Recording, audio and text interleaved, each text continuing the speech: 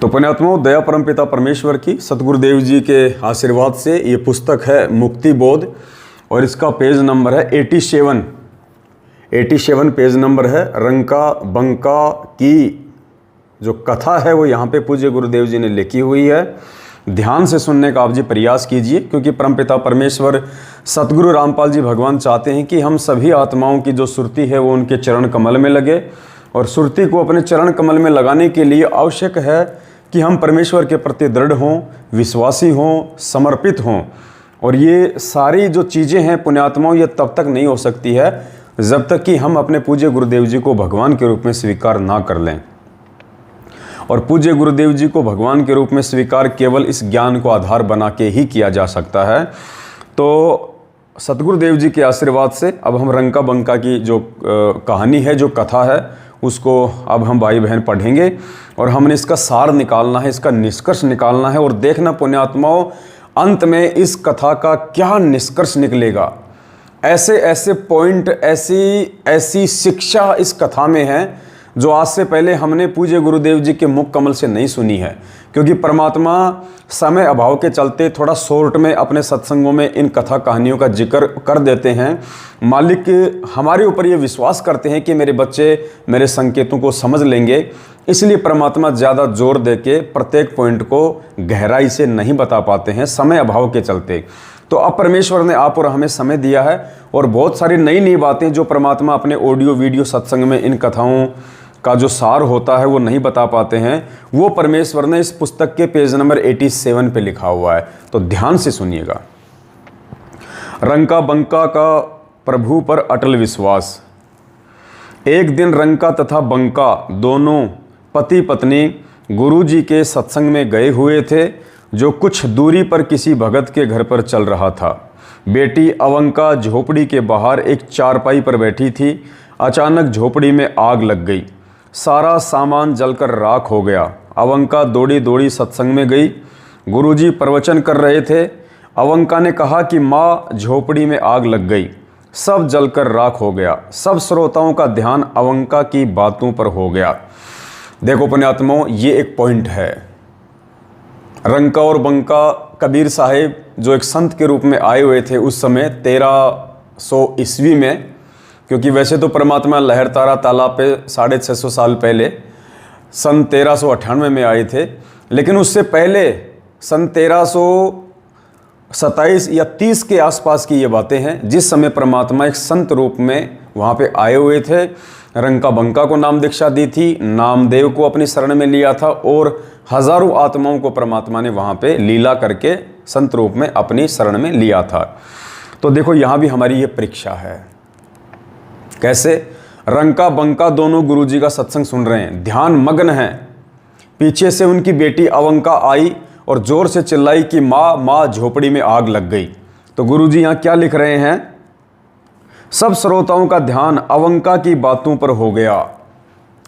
पुण्यात्माओं, सामने पूर्ण ब्रह्म परमात्मा सारी सृष्टि का रचनहार सत्संग कर रहा है और पीछे से आवाज़ आई कि झोपड़ी जल गई, झोपड़ी जल गई, माँ सब कुछ जल के राख हो गया।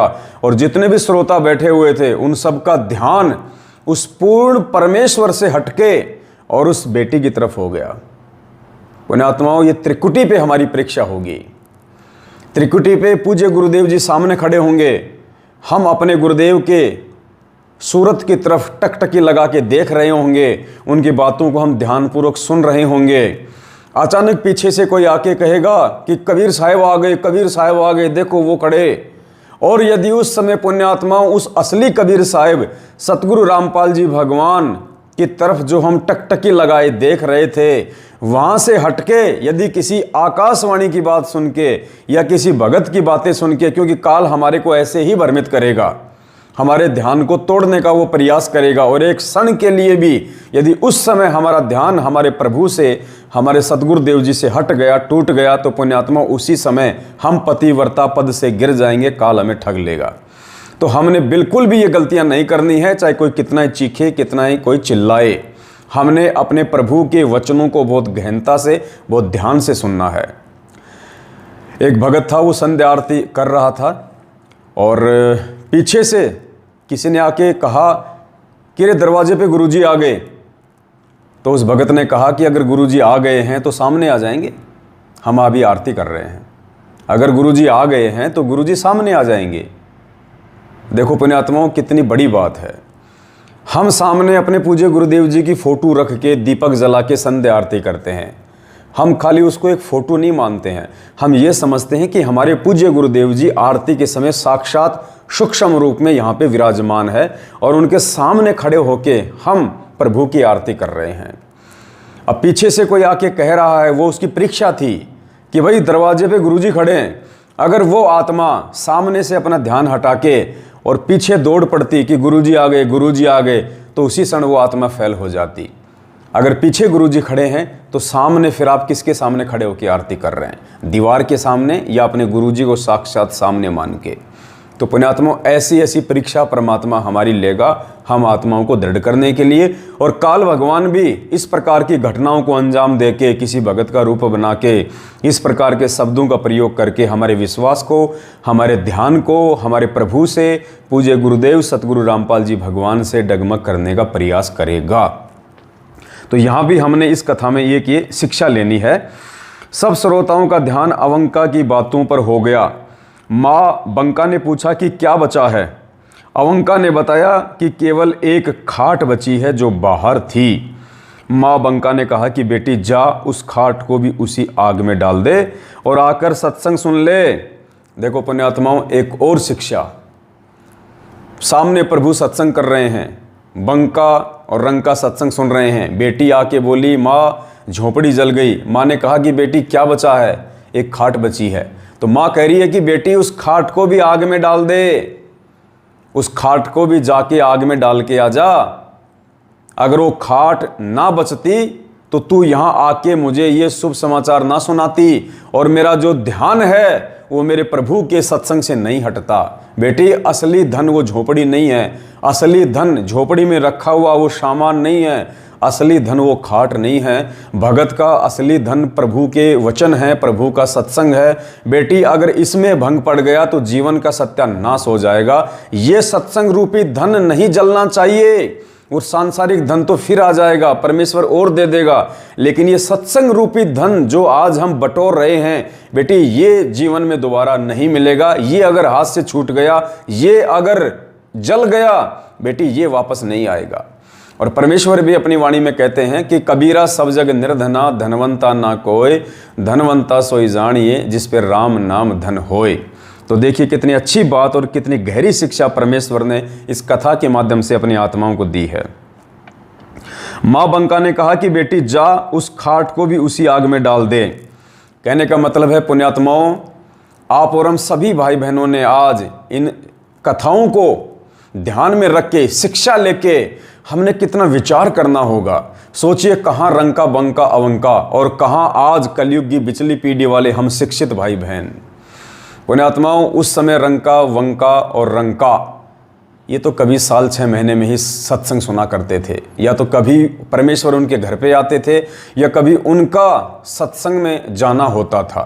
क्योंकि आज की तरह साइंस नहीं थी, टेक्नोलॉजी नहीं थी, चिप नहीं थी, मेमोरी कार्ड नहीं थे, मोबाइल नहीं थे, रेडियो नहीं थे, साउंड सिस्टम नहीं था कि हम 24 घंटे सत्संग सुन सके मोबाइल में जेब में डाल के।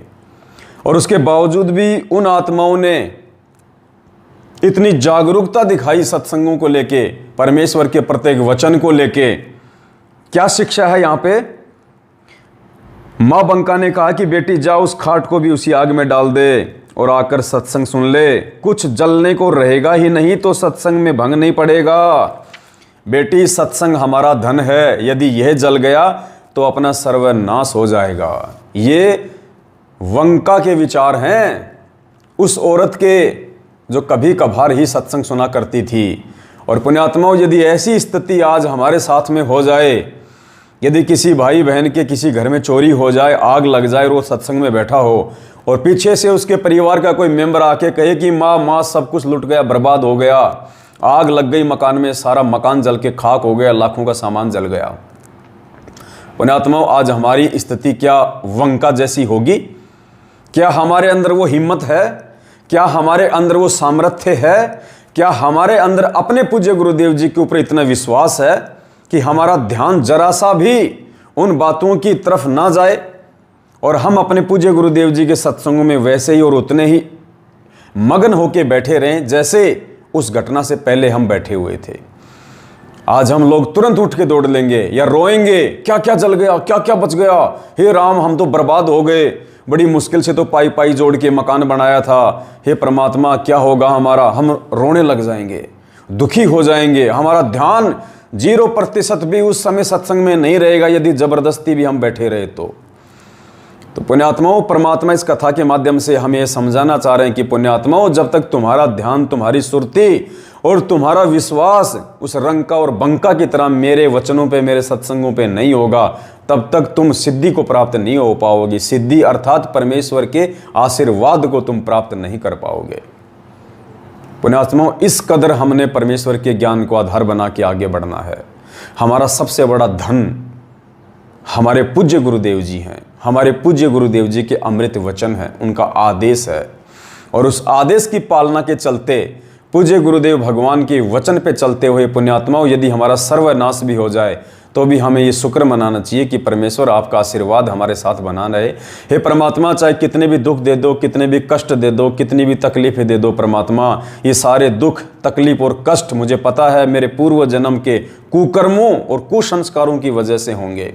हे परमेश्वर, आप अपने दास या दासी पे रजा बखना। परमात्मा, आप अपने चरण कमल से परमेश्वर सुई की नोक जितना भी हम नीचों को दूर ना करना।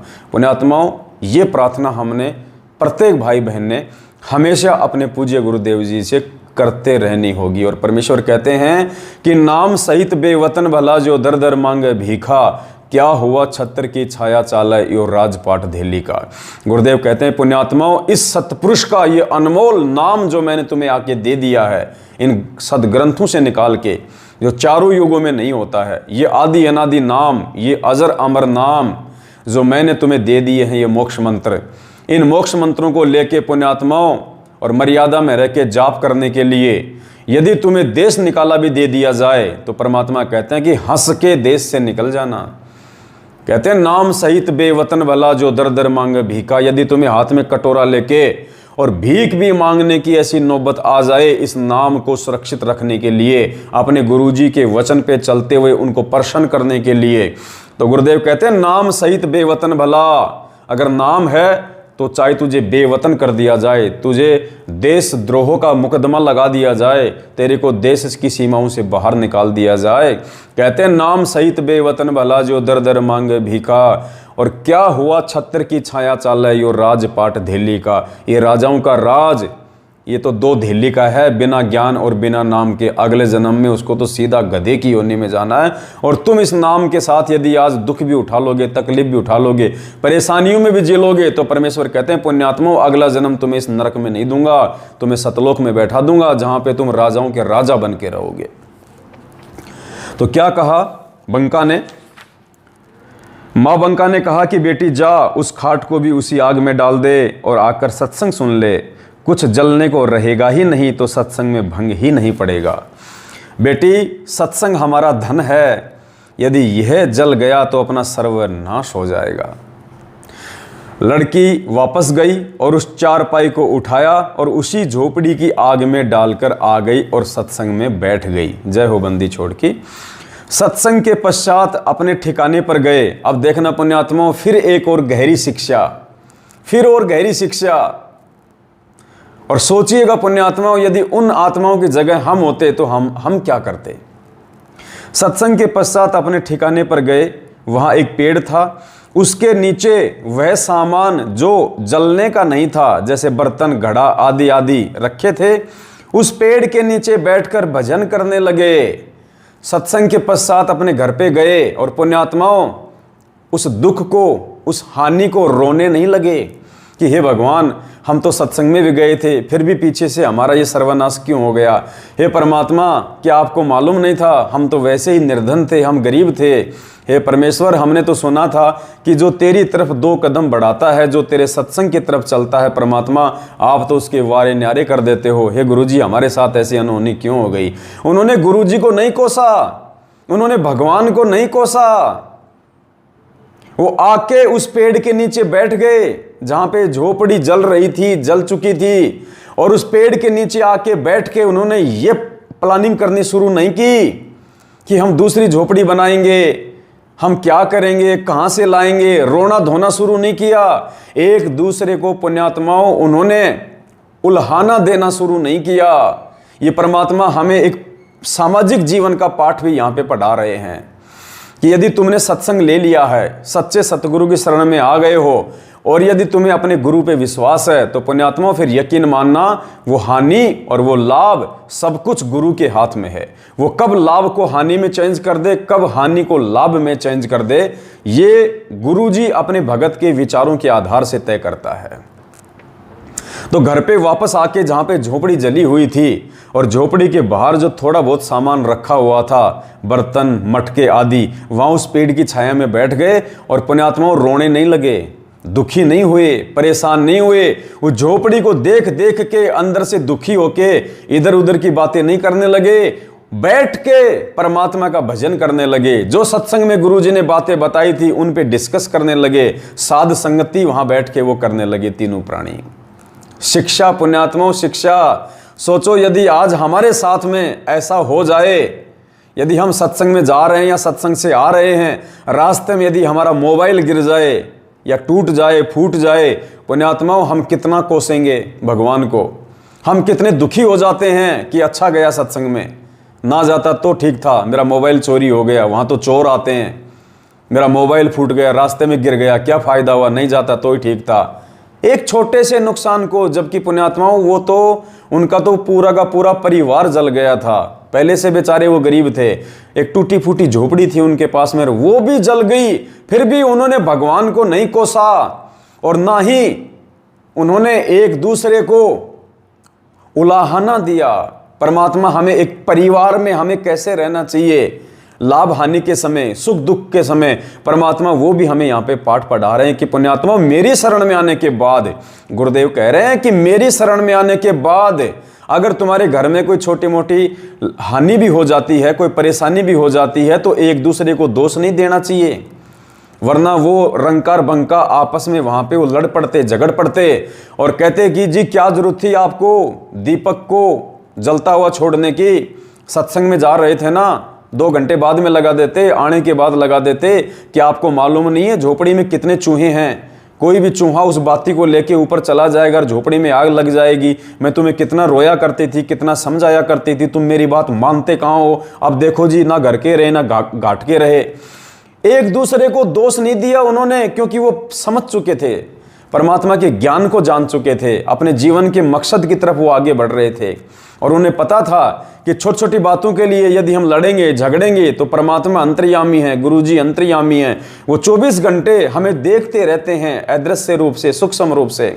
और परमात्मा हमारी इस वार्तालाप से, परमात्मा हम एक दूसरे को हम जो दोष देंगे, यहाँ पे एक दूसरे की हम जो गलतियां निकालेंगे, वो अंतर्यामी परमात्मा जब इतना ज्ञान लेने के बाद हमारी इन बातों को सुनेगा तो वो दुखी होगा। और कहते हैं जिन बातन से गुरु दुख पावे तिन बातों को दूर भगावे। तो पुण्यात्माओं वो मालिक की विशेष आत्मा थी, उन्होंने संयम से काम लिया, उन्होंने धैर्य से काम लिया, क्योंकि गुरुदेव ने हमें जो भक्ति के जो 5 जो लक्षण बताए हैं, शील संतोष विवेक दया अक्षमा, जब तक हम इन 5 गुणों को अपने अंदर धारण नहीं करेंगे पुण्यात्माओं, हम भगत के भूमिका में पूरी तरह से नहीं बैठ पाएंगे।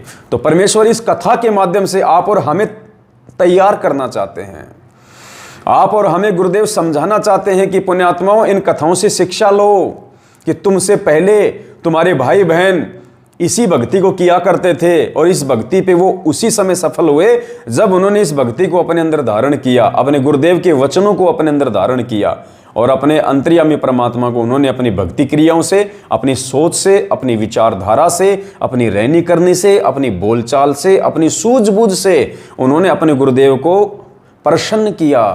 तब जाके उन आत्माओं का बेड़ा पार हुआ, उन आत्माओं का मोक्ष हुआ। और पुण्यात्माओं हम क्या करते हैं, आज यदि कोई छोटी मोटी कोई तकलीफ, कोई परेशानी भक्ति करते करते यदि हमारे परिवार में आ जाती है तो हम तुरंत एक दूसरे को उल्हाना देना शुरू कर देते हैं, घर में झगड़ा शुरू कर देते हैं। नाम लेने के बाद भी, चलो नाम लेने से पहले तो अज्ञानता में ये बातें हो सकती हैं, लेकिन नाम दीक्षा लेने के बाद भी हम लोग इस प्रकार की घटनाओं को अंजाम दे देते हैं।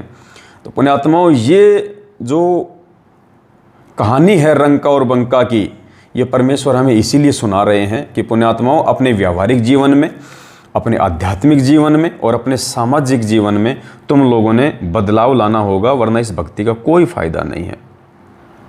तो देखिए, एक छोटा सा एक सत्संग है जो परमेश्वर ने हमें समझाने के लिए किया हुआ है,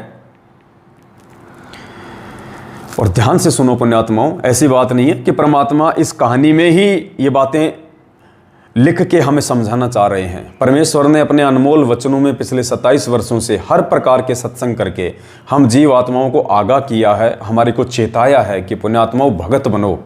अगर भक्ति पे लगे हो तो भगत बनो, और जब तक भगत नहीं बनोगे भगवान को तुम प्यारे नहीं हो सकते। तो हम भगत भाई बहनों ने अपने अपने घर परिवार में भी छोटे मोटे लाभ हानि के समय, दुख और परेशानी के समय हमने चिंतित नहीं होना चाहिए, हमने दुखी नहीं होना चाहिए, एक दूसरे को हमने किसी भी प्रकार से दोष नहीं देना चाहिए, हमने भगवान पे छोड़ देना चाहिए। और यदि किसी से वास्तव में जानबूझ के गलती भी हो जाती है तो हमने आगे के लिए उनको सावधान करना चाहिए कि भाई देखो, इस प्रकार की जो बातें हैं वो हमने थोड़ी सी सावधानी से हमें चलना पड़ेगा, अगर नुकसान होगा तो ऐसे कैसे बात बनेगी। लड़ना झगड़ना नहीं है, दोष नहीं देना एक दूसरे को, मारपीट नहीं करनी है। तो देखो परमात्मा ने क्या समझाया कि नाम दीक्षा लेने के बाद यदि किसी परिवार में लड़ाई है, झगड़ा है, देखो अगर आपने अकेले ने नाम लिया है, आपका पति आपके खिलाफ है, आपके सास ससुर आपके खिलाफ हैं, अन्य परिवार के सदस्य आपके खिलाफ हैं, तो झगड़ा हो सकता है। लेकिन आपने उस समय भी अपनी तरफ से कोई प्रतिक्रिया नहीं देनी, अपनी तरफ से कोई झगड़ा नहीं करना। और आपका कोई अनुपदेशी मेंबर यदि झगड़ा करता है तो आपने उसके प्रत्युत्तर में वैसा ही व्यवहार उसके साथ नहीं करना है। मालिक कहते हैं, जो तोकू काटा बोवे ताको बोतू फूल, तो ये फूल के फूल हैं वाको हैं त्रिशूल। फिर देखो, विश्वास करके देखो गुरुदेव पे, थोड़े दिनों में परमात्मा उनके हृदय को भी चेंज कर देगा, परिवर्तित कर देगा। वो परिवार के सदस्य हमारे उस व्यवहार को देख के कि हम इसको इतना रोकते हैं, इतना टोकते हैं, इतना झगड़ते हैं, और फिर भी ये कोई प्रतिक्रिया नहीं देता है।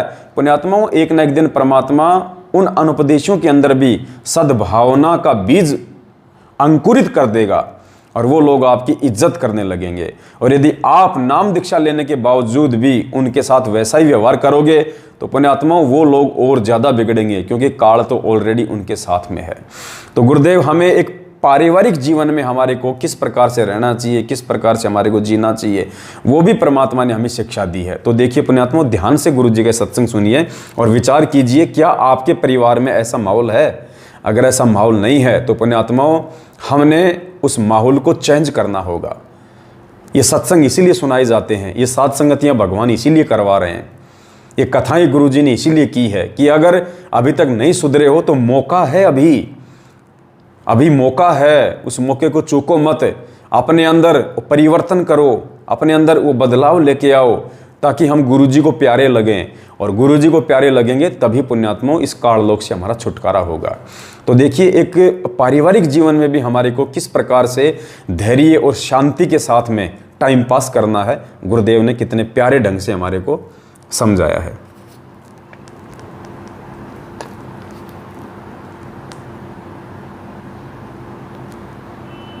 पुण्यात्माओं, उपदेश लेने के बाद हमारे हर व्यवहार में परिवर्तन होना चाहिए, तभी हम भगत हैं। हम नाम भगत का धरावर, काम जगत बूंदे करें। तो क्या है कि भगत भी लड़ाई झगड़ा छोटी छोटी बातों में खर्चा तानी थोड़ा हानि लाभ हो जाए, फिर वो कंजरपना, फिर क्या फायदा इस भक्ति का? फिर विश्वास कहाँ आपको भगवान के ऊपर? जो परमात्मा करता है, अब जो भी ऑपरेशन होगा मालिक करेगा। आपकी हानि है तो भी हित, और हित तो हित है ही है। आप इतना विश्वास रखना।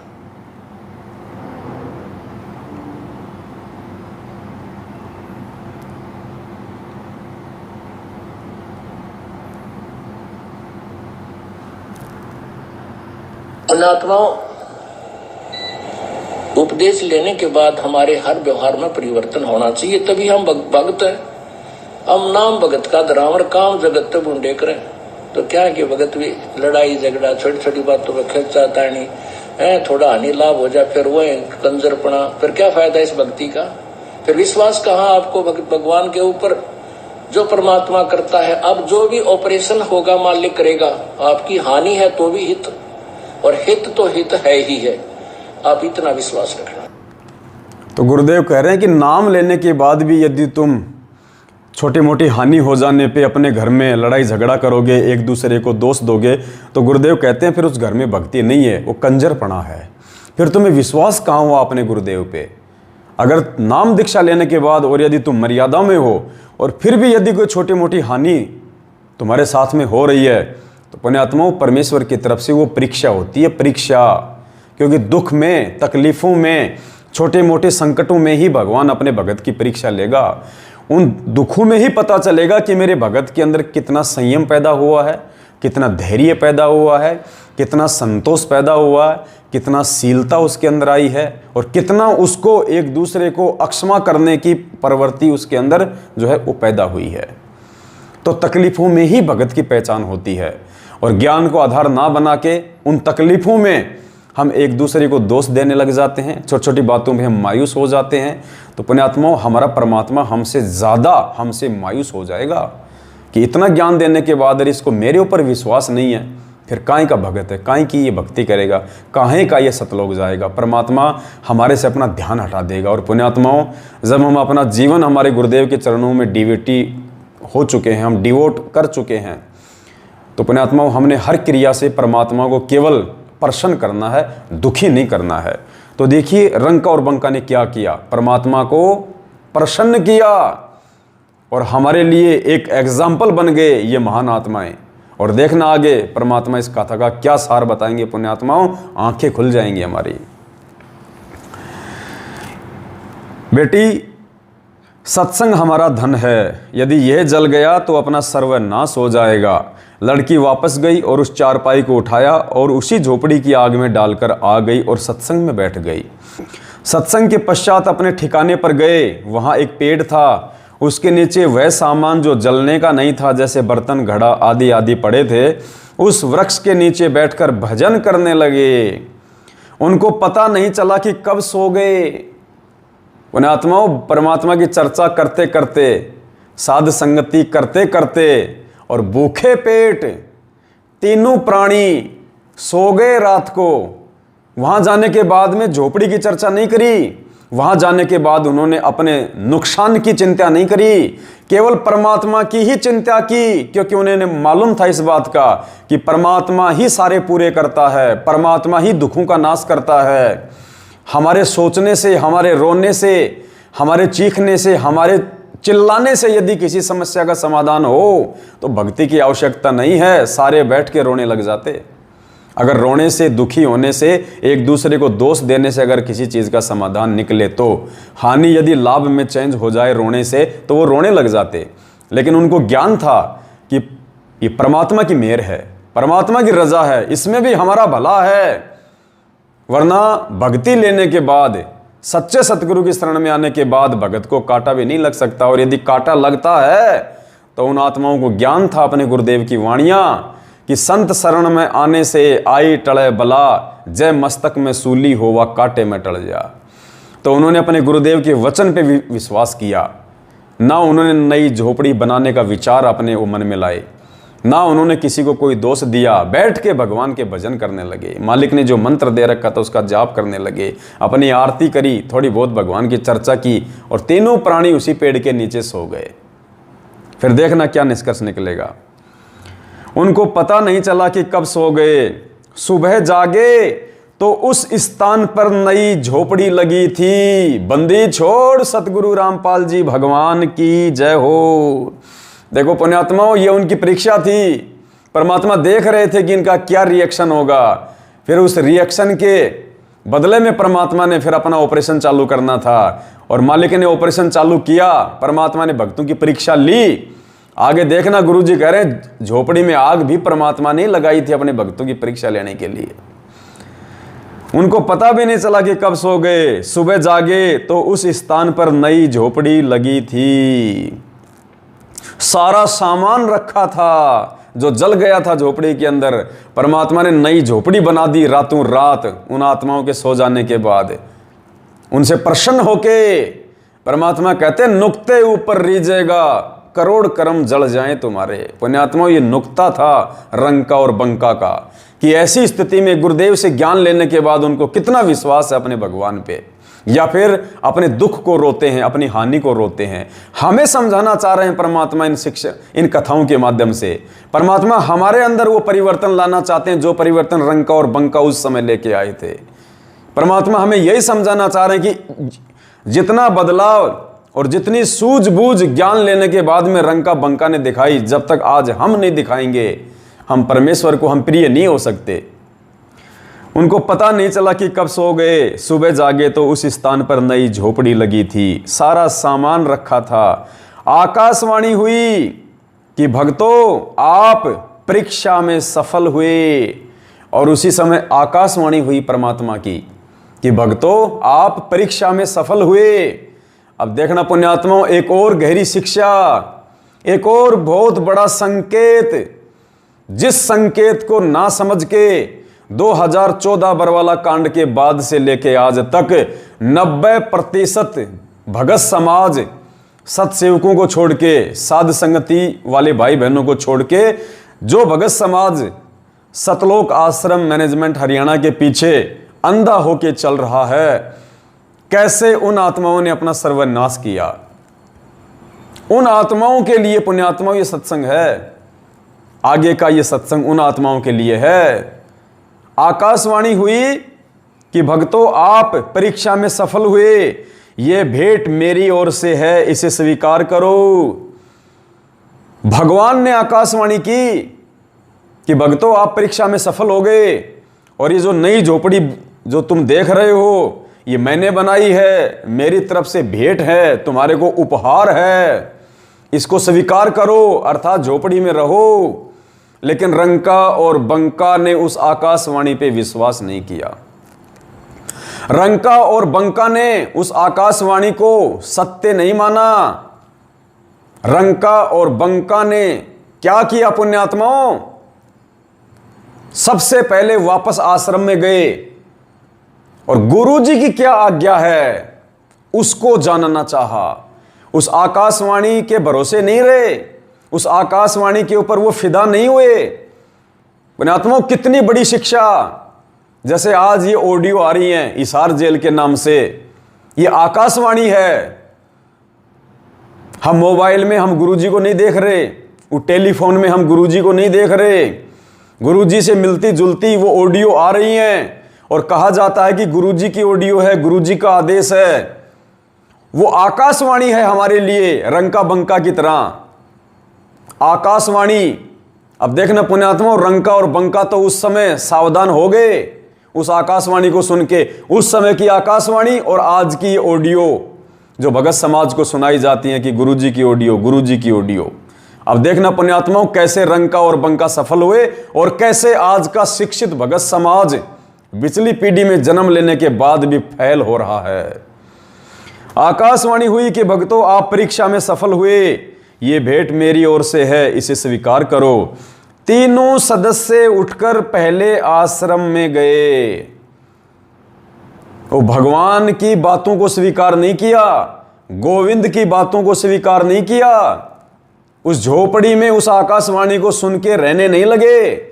सबसे पहले तीनों उठ के वापस आश्रम में गए और झोपड़ी जलने तथा दोबारा से बनने की घटना बताई तथा कहा कि हे प्रभु, हम तो नामदेव की तरह ही आपको कष्ट दे रहे हैं। हम उसको नसीहत देते थे कि, और आज वही मूर्खता हमने कर दी। कौन सी नसीहत और कौन सा कष्ट जो नामदेव ने दिया था? एक सत्संग में गुरुजी ने बताया कि नामदेव जो था उसने नाम भी ले लिया था, लेकिन वो ज्ञान को आधार नहीं बना पा रहा था। और एक समय गांव के मंदिर में आरती चल रही थी, जबकि नामदेव को इस बात का अच्छे से पता था कि ये जो पंडित लोग हैं ये हम नीची जाति वालों को मंदिर में प्रवेश करने नहीं देते हैं। फिर भी नामदेव की जो भक्ति थी उससे रुका नहीं गया और वो पंडितों के बीच से निकलता निकलता आगे पहुंच गया विट्ठल भगवान की मूर्ति के सामने, जहाँ पे पंडित लोग आरती कर रहे थे। अब उसके हाथ में कुछ और तो था नहीं बजाने के लिए, पैरों की दोनों जूती निकाली और आपस में उनको बजाना शुरू कर दिया, मगन हो गया। उसी समय उन पंडितों ने देखा कि ये नीच जाति का ये अछूत यहाँ आ गया, इसने तो सब कुछ दूषित कर दिया। उसको उठा के मंदिर के पीछे की साइड में फेंक दिया। नामदेव जी वहाँ पे भी जूतियाँ बजा रहे हैं। परमात्मा ने अपने भगत की इज्जत रक्षा के लिए, अपने भगत की मान रखने के लिए, मालिक कहते हैं गोता मारूं स्वर्ग में जा बैठूं पाताल, गरीब दास ढूंढता फिरूं अपने हीरे मोती लाल। अपनी उन अति विशेष प्रिय आत्माओं के लिए परमात्मा यहाँ आते हैं, भटकते रहते हैं, दुख उठाते हैं, लोगों की गालियाँ खाते हैं, मार खाते हैं, जैसा कि आज वो प्रभु सतगुरु रामपाल जी भगवान उठा रहे हैं। और परमेश्वर ने उस मंदिर का मुंह फेरा उस समय अपने हाथ से, उस मंदिर का मुंह फेर दिया। मंदिर का पीछे का हिस्सा तो पंडितों की तरफ हो गया और आगे का हिस्सा नामदेव की तरफ हो गया। और सभी लोगों ने फिर अपनी गलती स्वीकार की इस चमत्कार को देख के। और उसके बाद में जब नामदेव जी रंका और बंका के वहाँ गए झोपड़ी पे, तो उनकी जो बेटी थी अवंका, वो कोई दवाई तैयार कर रही थी, औषधि जड़ी बूटियों वाली। तो नामदेव ने कहा कि बहन ये क्या कर रही हो? तो अवंका ने कहा कि भाई तू गुरुजी को ज़्यादा दुखी मत किया कर, तू गुरुजी को बहुत परेशान करता है। और देख आज गुरुजी के हाथ में कितनी चोट आई है, भाई मैं गुरुजी के लिए ये दवाई तैयार कर रही हूँ। भाई नामदेव तू गुरुजी को ज़्यादा दुखी मत किया कर, तेरे कारण देख गुरुजी के हाथों में चोट आ गई। और बेचारी फूट फूट के वो रोने लग गई ये बोल के। अब नामदेव को विश्वास नहीं हुआ पुण्यात्माओं। नामदेव उसके साथ गया आश्रम में और देखा तो गुरुजी के दोनों हाथ लाल हो रहे थे, खाल उतरी हुई थी। और नामदेव ने पूछा कि गुरुजी क्या वास्तव में आपने उस मंदिर को फेरा इसलिए आपको चोट लगी? तो उस समय कबीर परमेश्वर ने कहा कि बेटा ये जो अवंका कह रही है, क्या इसकी बातों पे तेरे को विश्वास नहीं है? उस समय नामदेव को विश्वास हुआ था कि भाई ये परमात्मा है। तो रंका और बंका ने कहा कि भगवान आप हम नीचों के लिए हमारे घर पे आए, हे परमात्मा आपने हम नीचों के लिए झोपड़ी बनाई। परमात्मा हमने तो नामदेव की तरह ही आपको हमने दुख दिया है, हमने आपको कष्ट दिया है। परमात्मा इस कष्ट से हमें कैसे मुक्ति मिलेगी परमेश्वर? पुण्यात्माओं एक और शिक्षा, आज हमारे जुखाम हो जाती है, आज हमारे खांसी हो जाती है, घर में थोड़ी सी कोई तकलीफ क्या आई, हम तुरंत गुरुजी को हम प्रार्थना लगा देते हैं, तुरंत प्रार्थना लगाते हैं। प्रार्थना भी एजेंटों के माध्यम से, उन दलालों के माध्यम से, कोऑर्डिनेटरों के माध्यम से। अरे आत्मा और परमात्मा के बीच में कोई एजेंट नहीं है। यहां भी हम लोग मार खा रहे हैं, इस कलयुग की बिचली पीढ़ी में भी। तुरंत हम अर्जी लगवा देते हैं कोऑर्डिनेटर को फ़ोन करके, इन फर्जी आश्रमों के नंबरों पे फ़ोन करके मेरी अर्जी लगाओ, मेरी अर्जी लगाओ, गुरुजी से मेरी प्रार्थना लगाओ, मेरी भैंस मर गई, मेरी भैंस दूध नहीं दे रही, मेरी बेटी के बेटा नहीं हो रहा, ये कर लूँ वो कर लूँ। पुण्यात्माओं क्यों दुखी करते हैं हम परमात्मा को, क्यों परेशान करते हैं हम परमेश्वर को? अरे परमात्मा हमसे यहाँ भक्ति करवाने आया है, परमात्मा हमें ज्ञान दे के सतलोक ले जाने आया है, और हम नादान इतना ज्ञान लेके अपने दुखों को हम रोते रहते हैं। बात बात पे भगवान से हम अर्जी करते रहते हैं, हम प्रार्थना करते रहते हैं। अब क्या भगवान का यही काम रह गया तुम्हारी सर्दी जुकाम ठीक करने का? ये कॉमन सेंस की बातें पुण्यात्माओं, ज्ञान समझ में आ गया तो फिर समझो कि गुरुजी अंतर्यामी है। गुरुजी हमारे किसी भी दुख तकलीफ परेशानी संकट और प्रार्थना से अनभिज्ञ नहीं है। मालिक कहते हैं चीटी पायल बाजे पैर, साहिब सुनता है सब लहर। वो साहिब सतगुरु रामपाल जी भगवान अंतर्यामी है। संध्या आरती में आप रोज बोलते हो, अंतर्यामी एक तुम आत्म के आधार, जो तुम छोड़ो हाथ तो मोई कौन उतारे पार। हम अपने गुरुजी को अंतर्यामी कहते हैं। तो पुण्यात्माओं यदि गुरु को अंतर्यामी मान लिया तो फिर अंतर्यामी से कोई प्रार्थना नहीं की जाती, उसको सब पता है।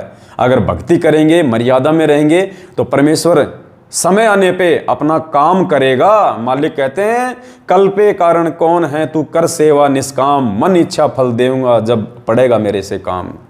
तो पुण्यात्माओं हमारा काम है भक्ति करना, और भगवान का काम है भगत की परेशानियों को दूर करना। जब परेशानियां आएंगी तो परमेश्वर संकटों को ऐसे टाल देगा जैसे हवा बादलों को ले जाती है, लेकिन विश्वासी भगत का टालेगा।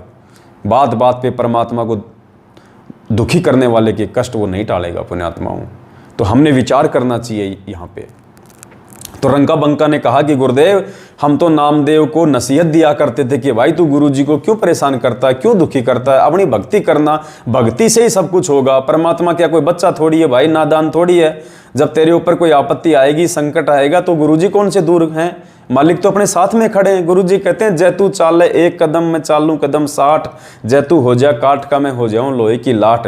तो कह रहे कि गुरु जी हम तो व्यर्थ में नामदेव को ही नसीहत दिया करते थे, उसको सलाह दिया करते थे कि गुरु जी को दुखी ना किया कर, और हे परमात्मा हम नीचों के कारण आज आपको हमारी झोपड़ी बनाने के लिए आना पड़ा, आपको कष्ट उठाना पड़ा, परमात्मा हमें माफ़ करो। तो ये उन्होंने जाके आश्रम में प्रार्थना की। और स्पेशली वो गए किस लिए थे? जो आकाशवाणी हुई थी गोविंद की, भगवान की जो आकाशवाणी हुई थी, उन्होंने उस आकाशवाणी को सत्य ना माना। मतलब ये तो विश्वास था कि ये भगवान की आकाशवाणी है, लेकिन उस आकाशवाणी के अनुसार नहीं चले। वो खाली आकाशवाणी को उन्होंने फॉलो नहीं किया, क्योंकि उनको पता था कि गुरु गोविंद दोनों खड़े और काके लागू पाए, बलिहारी गुरु आपना जिन गोविंद दियो मिलाए। कि सबसे बड़ा मेरे लिए सबसे प्रथम मेरा गुरु है जिसने मुझे भगवान की जानकारी दी। तो मेरे लिए वो भगवान बड़ा नहीं है, मेरे लिए मेरा सतगुरु बड़ा है, मेरा गोविंद गुरु बड़ा है। गोविंद बड़ा नहीं, गोविंद गुरु बड़ा है, गुरु भगवान बड़ा है। तो वो उस आकाशवाणी की बात आश्रम में बताने के लिए गए कि गुरुदेव हम उस झोपड़ी में हम प्रवेश करें या ना करें। तो पुण्यात्माओं देख लो, आज ये फर्जी ऑडियो आती हैं, ये पीले पर्चे आते हैं, ये आकाशवाणी है। कोऑर्डिनेटर कोई आदेश देता है, गुरु जी का जो कलयुगी जो परिवार है वो कोई आदेश देता है, और उस आदेश को हम बिना गुरु जी के सत्यापन के, बिना गुरु जी से पूछे, बिना गुरु जी की आज्ञा के यदि हम उनको फॉलो कर रहे हैं तो हम तो रंका और बंका से बेहद नीचे गिरे हुए इंसान हैं। हम कहाँ से पार हो जाएंगे? हमसे समझदार तो रंका और बंका थे। आप कहोगे जी हम कैसे पूछें गुरुजी से, गुरुजी तो जेल में हैं। तो भैया गुरुजी जेल में हैं, लेकिन गुरुजी के जो वचन हैं, गुरुजी का जो ज्ञान है वो तो सबके घरों में है, वो तो आप सबके पास में है। और गुरुजी तो शब्द स्वरूपी हैं। आप गुरुजी को अपनी तरह देह में मत मानो भाई।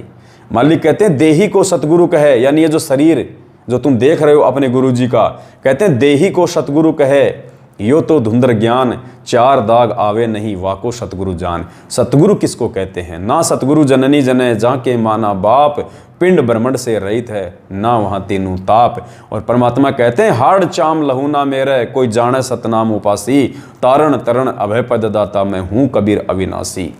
तो गुरुदेव हमें समझा रहे कि नालायकों, मैं हाड़मास का नहीं हूँ, मुझे अपना जैसा व्यक्ति मत मानो, अपने जैसा माँ के गर्भ से जन्म लेके आया हुआ रामपाल मत मानो।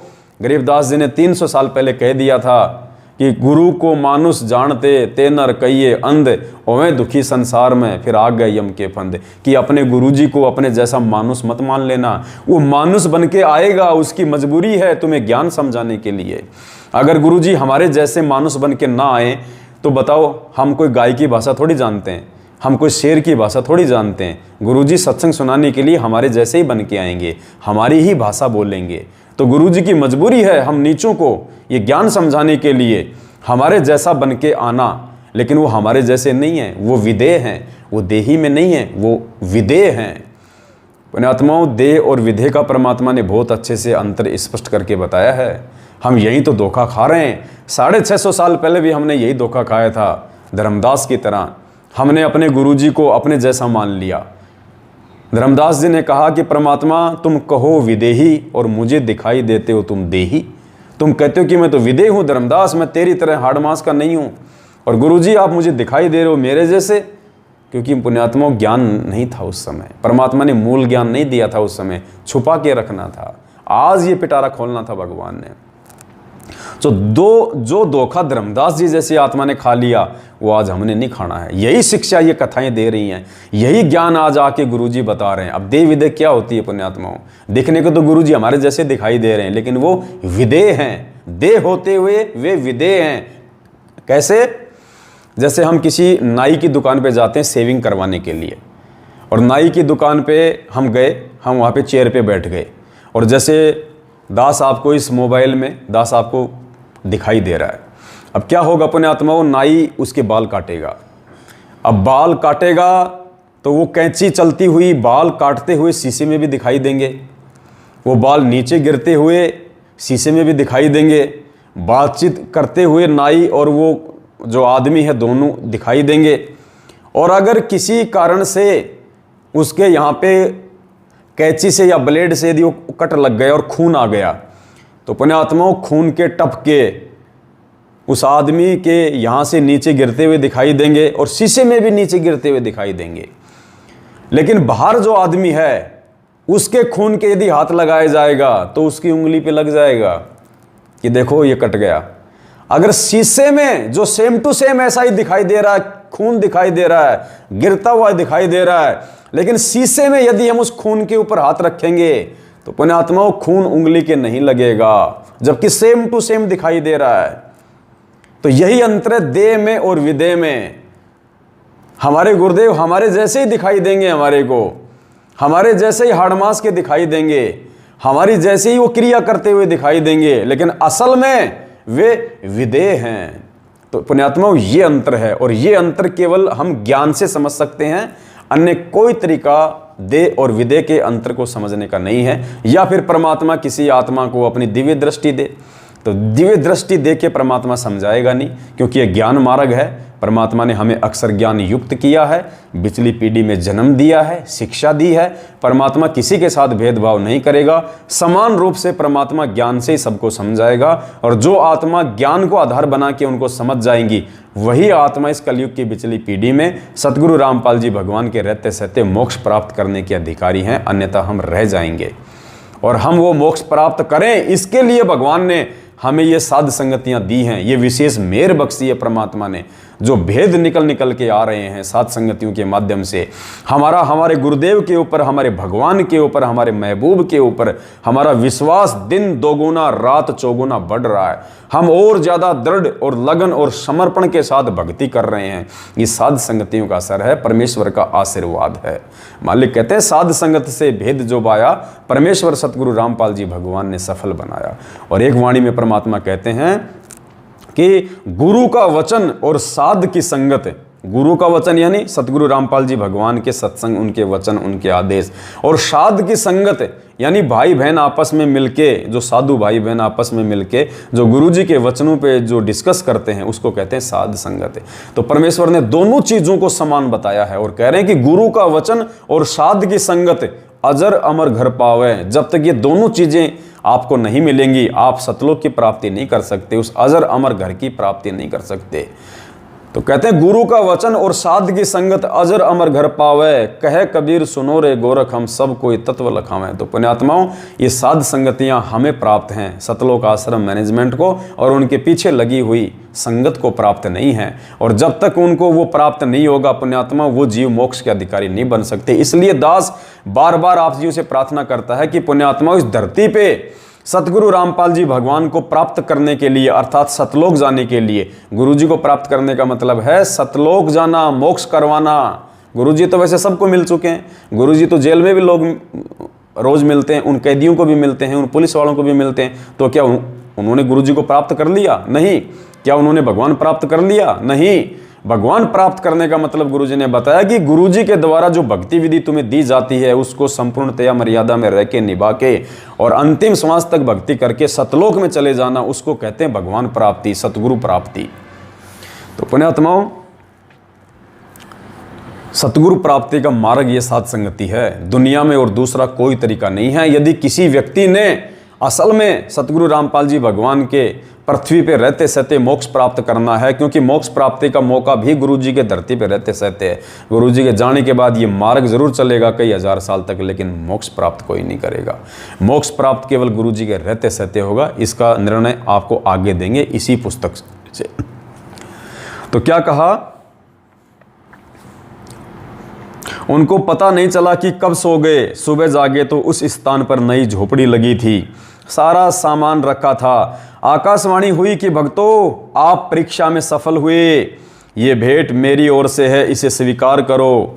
तीनों सदस्य उठकर पहले आश्रम में गए और झोपड़ी जलने तथा पुनः बनने की घटना बताई तथा कहा कि हे प्रभु, हम तो नामदेव की तरह ही आपको कष्ट दे रहे हैं, हम उसको नसीहत देते थे, आज वही मूर्खता हमने कर दी।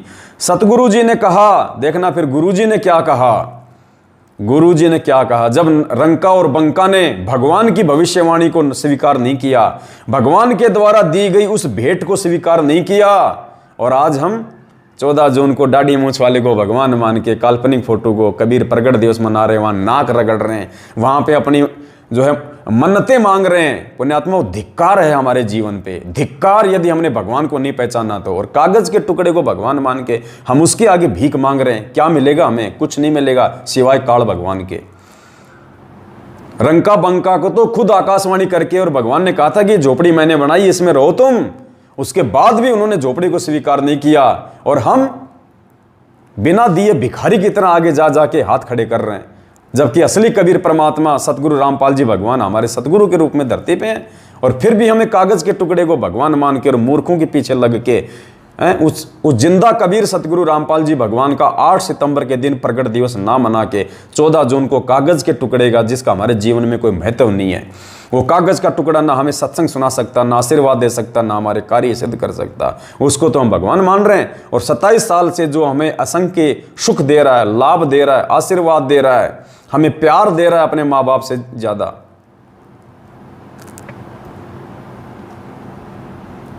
उसको पुण्यात्माओं हम भगवान मान रहे हैं। धिक्कार है, धिक्कार। पुण्यात्माओं देखो, तीनों सदस्य उठकर पहले आश्रम में गए और झोपड़ी जलने तथा पुनः बनने की घटना बताई तथा कहा कि हे प्रभु, हम तो नामदेव की तरह ही आपको कष्ट दे रहे हैं। हम उसको नसीहत देते थे, आज वही मूर्खता हमने कर दी। सतगुरु जी ने कहा कि हे भगत परिवार, नामदेव उस समय मर्यादा में रह के भक्ति नहीं कर रहा था, फिर भी उसकी पूर्व जन्म की भक्ति के प्रतिफल में उसके लिए अनहोनी करनी पड़ती थी। आज जो भाई बहन ये कहते हैं ना कि मैनेजमेंट कहाँ से गलत है, गुरुजी हमें सारे लाभ दे रहे हैं, हमारे सारे काम हमारे सही चल रहे हैं, ठीक चल रहे हैं। देखो परमात्मा ने निष्कर्ष दे दिया यहाँ पे। रंका बंका को क्या कहा गुरुजी ने? परमात्मा कहते हैं कि हे भगत परिवार, नामदेव उस समय मर्यादा में रह के भक्ति नहीं कर रहा था। कब? जब परमात्मा ने उसके लिए अनहोनी की, परमात्मा ने उसके लिए चमत्कार किया, परमात्मा ने उसके लिए मंदिर का मुंह फेर दिया। उस समय गुरुजी कह रहे हैं कि उस समय भी नामदेव मर्यादा में रह के भक्ति नहीं कर रहा था, फिर भी परमात्मा ने अनहोनी करनी पड़ी, चमत्कार करना पड़ा भगत का। क्यों? नामदेव के पिछले भक्ति संस्कार के चलते। तो इसी प्रकार पुण्यात्मा, आज जिन भाइयों की मैनेजमेंट के साथ रहते रहते भी, क्योंकि मैनेजमेंट की संगति का मतलब है मर्यादा तोड़ना, और मर्यादा टूटने के चलते भी यदि किसी भाई बहन को थोड़े बहुत लाभ मिल रहे हैं, तो पुण्यात्माओं इस गफलत में ना रहना कि भगवान का आशीर्वाद तुम्हारे ऊपर है, गुरुजी तुम पे प्रसन्न है, गुरुजी तुम्हें लाभ दे रहे हैं। नहीं, तुम्हारी बैटरी चार्ज है, थोड़ी बहुत जो भक्ति तुम्हारे पास में जो पहले की जो बची हुई है, या जितने समय तुमने मर्यादा में रह के गुरुजी की भक्ति करी, उसका प्रतिफल तुम्हें मिल रहा है। आने वाले समय में देखना जो कष्ट तुम भोगोगे, अगर साथ संगति से समय रहते नहीं जुड़े, गुरुजी से अपने उन तमाम कुकर्मों की जो तुमने सतलोक आश्रम मैनेजमेंट हरियाणा के साथ में रह के कमाए हैं, उनकी समायाचना नहीं की और साथ संगत से नहीं जुड़े तो, वरना जैसे कोरोना में हजारों मरे तुम्हारे अपने भाई बहन, सारनामी सतनामी तक को नहीं बचाया परमात्मा ने, और सत्सेवकों का परमात्मा ने एक नाखून तक नहीं उतरने दिया। हे भगत परिवार, नामदेव उस समय मर्यादा में रह के भक्ति नहीं कर रहा था, फिर भी उसकी पूर्व जन्म की भक्ति के प्रतिफल में उसके लिए अनहोनी करनी पड़ी, जो मुझे कष्ट होता था। उल्टा तुम गुरुजी को कष्ट देते हो।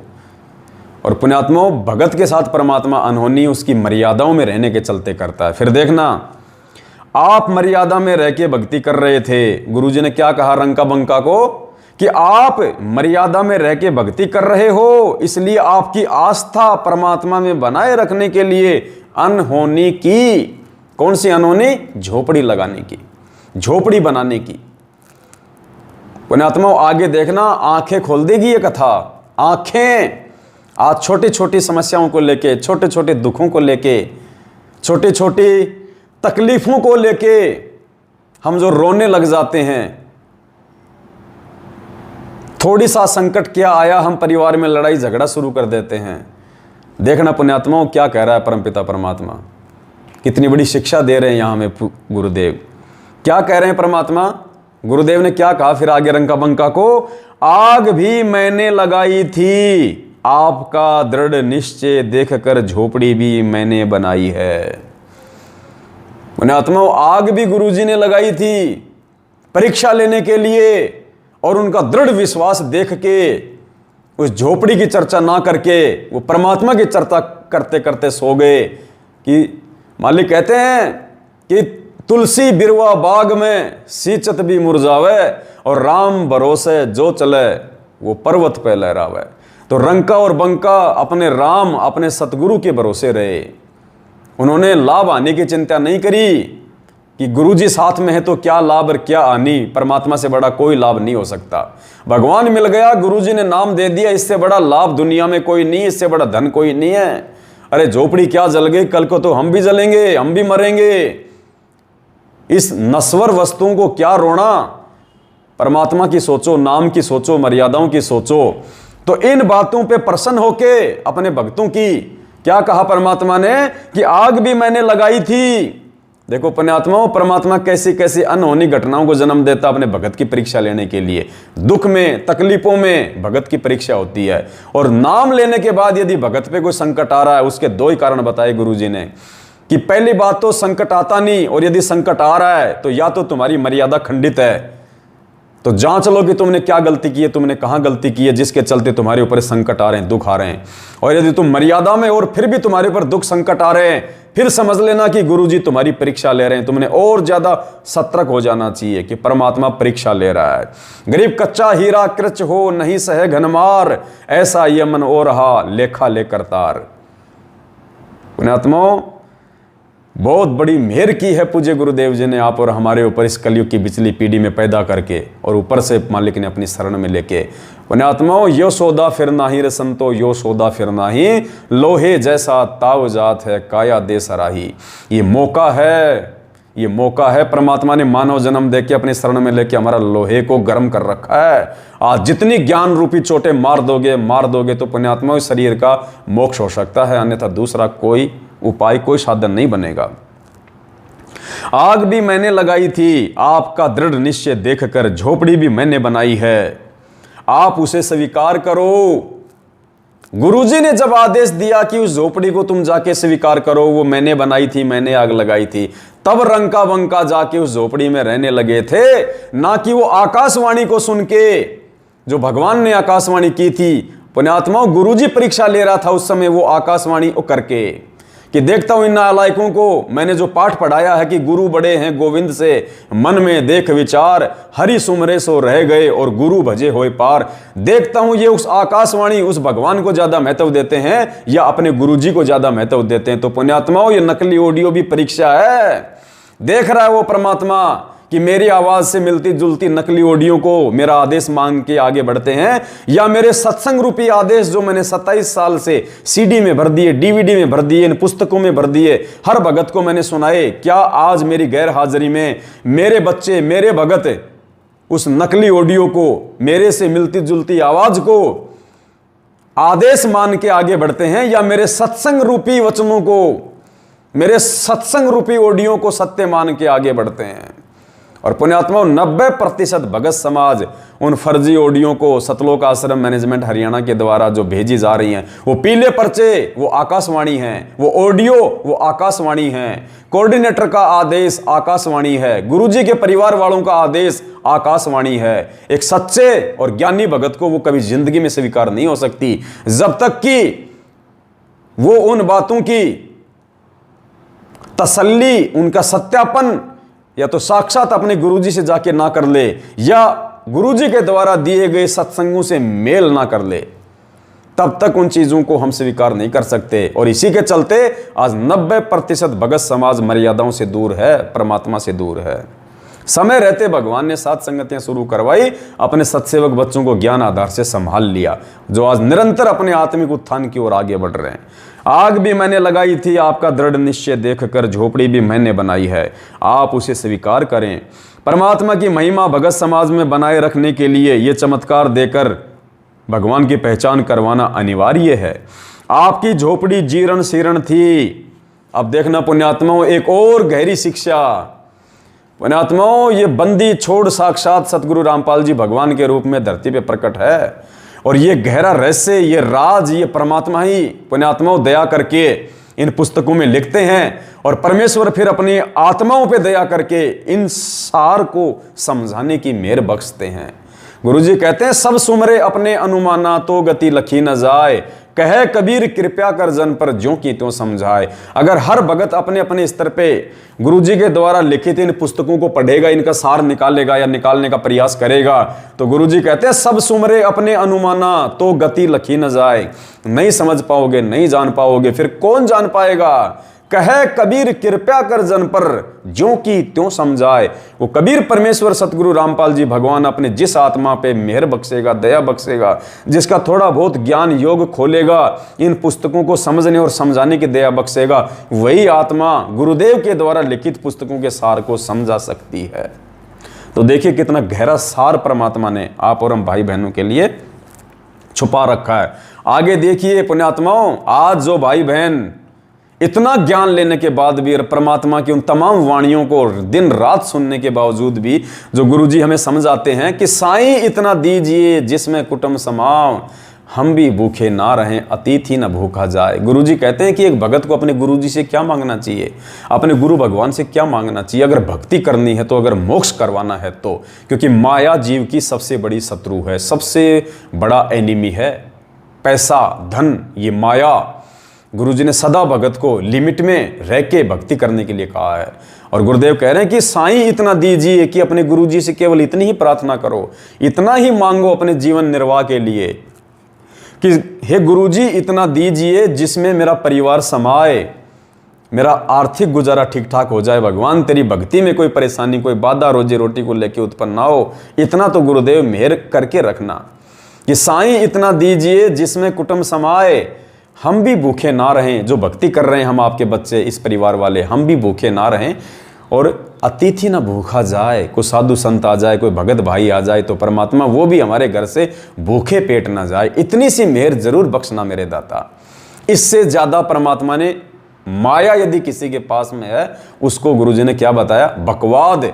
और वो बकवाद एक दिन हमारे को भक्ति मार्ग से दूर करेगी यदि समय रहते हमने उस बकवाद को परमात्मा के चरणों में भेंट नहीं किया तो। मालिक कहते हैं नौका में पानी बढ़े और घर में बढ़ जा दाम, और दोनों हाथ उल्टियो योई शाणु काम। नाव में अगर पानी भर जाए तो समझदार आदमी क्या करेगा, दोनों हाथों से पानी को बाहर फेंकेगा वरना डूब जाएगी। और घर में बढ़ जा दाम, घर में यदि माया बढ़ गई, पैसा बढ़ गया, तो कहते हैं समझदार भगत दोनों हाथों से दान करेगा अपने गुरुजी को खुल के, वरना वो धन उसको डुबो देगा जैसे वो पानी नौका को डुबो देता है।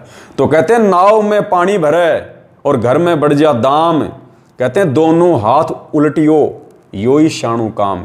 यही समझदारी है, वरना डूब जाएंगे दोनों के दोनों। तो क्या शिक्षा दी आगे, आपकी झोपड़ी जीर्ण शीर्ण थी, आप भक्ति में भंग होने के भय से नई बनाने में समय व्यर्थ नहीं करना चाहते थे। पुण्यात्माओं कितना गहरा पॉइंट। अरे पुण्यात्माओं हमें समझा रहे हैं गुरुजी इस कथा के माध्यम से, इस कथा के माध्यम से परमात्मा हमें समझा रहे हैं। ना तो आज वो रंका है ना वो बंका है। परमात्मा हमें उन आत्माओं को आधार बना के शिक्षा दे रहे हैं कि जैसे उन आत्माओं ने अपने जीवन को जिया मर्यादा में रह के ज्ञान को आधार बना के, ऐसे जब तक तुम नहीं जियोगे आज मोक्ष प्राप्त नहीं कर पाओगे। आज पुण्यात्माओं हम कोठियों पे कोठी बना रहे हैं, फैक्ट्रियों पे फैक्ट्री बना रहे हैं। एक मकान परमात्मा ने दे रखा जिसमें आसानी से हमारा गुजारा हो सकता है, उस मकान को छोड़ के हम नया मकान बना रहे हैं शहर में कि नहीं वो तो गाँव में है, अच्छा नहीं है, नई डिजाइन की कोठी बनाऊंगा। एक बेटे को बना दी, दूसरे के लिए नया प्लॉट ले रहा है, दूसरी उसके लिए नया कोठी बना के दे रहा है। पुण्यात्माओं परमात्मा ने कहा कि तुम भाड़ क्यों झोंक रहे हो, तुम नरक में जाने की तैयारी क्यों कर रहे हो मेरी शरण में आके भी। रंका और बंका से शिक्षा लो। अरे जब भगवान पे समर्पित हो जाएंगे फिर परमात्मा की चिंता है, परमात्मा करेगा फिर अनहोनी। अगर वो रंका बंका के साथ में कर सकता तो आज क्यों नहीं कर सकता, आज भी तो वही भगवान है। अरे भगवान नहीं बदला, भगवान के चमत्कार नहीं बदले, भगवान की महिमा नहीं बदली, भगवान की शक्तियां नहीं बदली, हम बदल गए, हमारे विचार बदल गए, हम मैले हो गए। भगवान मैला नहीं है, भगवान तो आज भी वही है। यदि हम उन आत्माओं की तरह आज भी भगवान के साथ व्यवहार करें, इतना विश्वास पैदा करें रंका बंका की तरह, तो भगवान तो आज भी सोने का महल खड़ा कर दे अपने भगत के लिए। जब रावण को सोने की लंका दे सकता उसकी भक्ति के प्रतिफल में, तो पुण्यात्माओं हम तो डायरेक्ट भगवान की शरण में हैं, सतगुरु रामपाल जी भगवान की शरण में हैं। आज तो परमात्मा हमारे लिए वारे न्यारे कर सकता है, वारे न्यारे। तो देखिए आपकी झोपड़ी जीर्ण शीर्ण थी, क्या कह रहे हैं गुरुजी? ये रंका बंका, आपकी झोपड़ी जीर्ण शीर्ण थी, टूटी फूटी झोपड़ी थी आपकी, और आप नई झोपड़ी नहीं बनाना चाह रहे थे, ये सोच के कि भगवान अगर नई झोपड़ी बनाएंगे तो समय बर्बाद होगा, जंगल में जाएंगे, सामान लेके आएंगे, पता नहीं भगवान इतना समय यदि आपकी भक्ति में लगाएंगे तो हमारा उद्धार होगा, हमारा आत्म कल्याण होगा। हे परमेश्वर, आपकी भक्ति में कोई भंग ना पड़ जाए। परमात्मा, जो समय हम इन फालतू की बकवादों में लगाएंगे वो समय हम आपकी भक्ति में लगाएंगे तो हमारा आत्म कल्याण होगा, हमारा उद्धार होगा। तो गुरुजी ने कहा कि बच्चों, मुझे पता था कि तुम्हारी झोपड़ी टूटी हुई है और मुझे तुम्हारी झोपड़ी जो है वो नई बनानी थी, लेकिन उससे पहले मुझे तुम्हारी परीक्षा भी लेनी थी कि तुम मेरे द्वारा बनाई गई नई झोपड़ी में रहने के लायक योग्य भी हो या नहीं हो। तो परमात्मा ने उनकी परीक्षा ली, नई झोपड़ी बनाने के लिए पुरानी झोपड़ी में आग लगाई। अब देखो पुण्यात्माओं, ऐसे भगत के घर में यदि हानि होती है तो उसमें भी उसका लाभ है। कौन से भगत के घर में? मर्यादित भगत के घर में। मर्यादा तोड़ने वाले के तो नुकसान ही नुकसान है, लेकिन मर्यादित भगत के घर में यदि कोई हानि होती है तो उसमें देखो, उसमें उसका भला है, उसका लाभ है। जैसे रंका और बंका, क्योंकि उनकी झोपड़ी टूटी फूटी थी और बरसात में पानी टपका करता था, धूप आया करती थी, तो परमात्मा ने देखा भगत हैं और ये खुद नई झोपड़ी नहीं बनाना चाह रहे, और आज उधार मांग मांग के झोपड़ियां बना रहे हैं, उधार मांग मांग के मकान खड़े कर रहे हैं। ये ज्ञान लेने के बाद भी उन पत्थरों में पैसा बर्बाद कर रहे हैं। जहां सीमेंट से काम चलता है वहां पे मार्बल, टाइल, चिप्स, पता नहीं क्या क्या लगाते हैं। अनाप शनाप पैसा मिट्टी में बर्बाद कर रहे हैं। अरे भक्ति करेंगे तो भगवान हमारे साथ भी रंका बंका की तरह चमत्कार करेगा, वरना भगवान और भक्ति की आवश्यकता क्या फिर इस कलयुग में? क्या मालूम पड़ेगा फिर भगवान क्या है, भगवान के चमत्कार क्या है? लेकिन कोई भगत भी तो चाहिए, वैसा भगत भी तो चाहिए जिसके बलबूते पे परमात्मा चमत्कार करे। तो पुण्यात्मा, वो भगत बनने का हम प्रयास करें सभी भाई बहन। तो रंका बंका से हम शिक्षा लें और इस माया का सदुपयोग परमात्मा के चरणों में दान धर्म करके करें, ना कि उन पत्थरों में लगा के। तो क्या कहा परमेश्वर ने?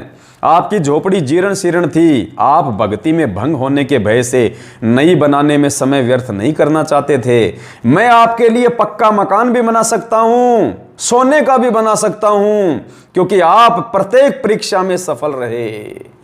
गुरुजी कह रहे हैं, बेटो, मैंने तुम्हारी जो परीक्षा ली, तुम्हारी झोपड़ी जला के, और वो आकाशवाणी करके तुम्हारे विश्वास की, तुम्हारे ज्ञान की मैंने जो परीक्षा ली है, उस परीक्षा के बलबूते पे जो तुमने उस परीक्षा में जो सफल हुए हो पुण्यात्मा, उसके बलबूते पे गुरुजी ने कहा कि मैं तो तुम्हारे लिए पक्का मकान भी बना सकता हूं, सोने का मकान भी मैं बना सकता हूं।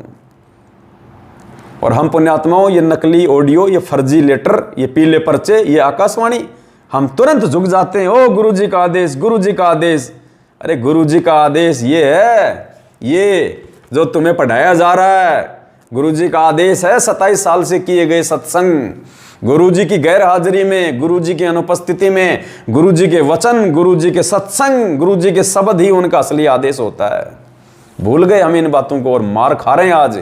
इसलिए परमात्मा कहते हैं, ये संसार विघन की घाटी, कोई निकलेगा बिरला सूर, कोई सूरवीर आत्मा ही होगी जो इस काललोक से मुक्ति प्राप्त करके जाएगी।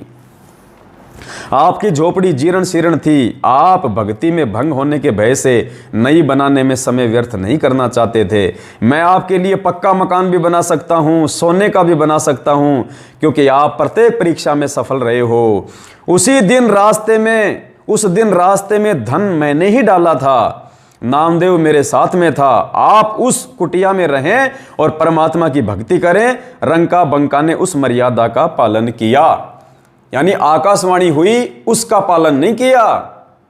कौन सी मर्यादा का पालन किया? गुरुजी के पास आश्रम में गए और कहा कि गुरुजी ऐसे ऐसे आकाशवाणी हुई है, ऐसे ऐसे झोपड़ी बनी है, और ऐसे ऐसे आकाशवाणी में कहा गया है कि तुम उस झोपड़ी में रहो, मेरा आदेश है। लेकिन गुरुजी आपकी क्या आज्ञा है?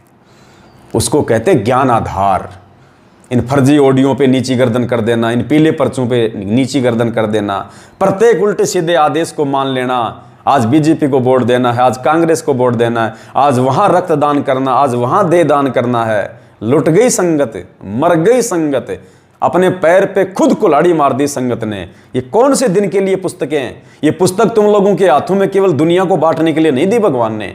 इन पुस्तकों को भगवान इसलिए बनाए कि मेरे बच्चे इनको पढ़ें, इनका निष्कर्ष निकालें और मेरे ज्ञान को आधार बना के चलने, और तुम खुद गुरु जी के ज्ञान पे चलते नहीं और दुनिया को तुम ज्ञान समझाते हो। तो परमात्मा कहते हैं करनी तज कथनी कथ है, यानी खुद तो अमल कर नहीं रहा, दुनिया को पुस्तकें बांट बांट के शिक्षा दे रहा है। तो गुरुजी कहते हैं करनी तज कथनी कथ है, अज्ञानी दिन रात और कुत्ते जू भोकत फिरे सुनी सुनाई बात।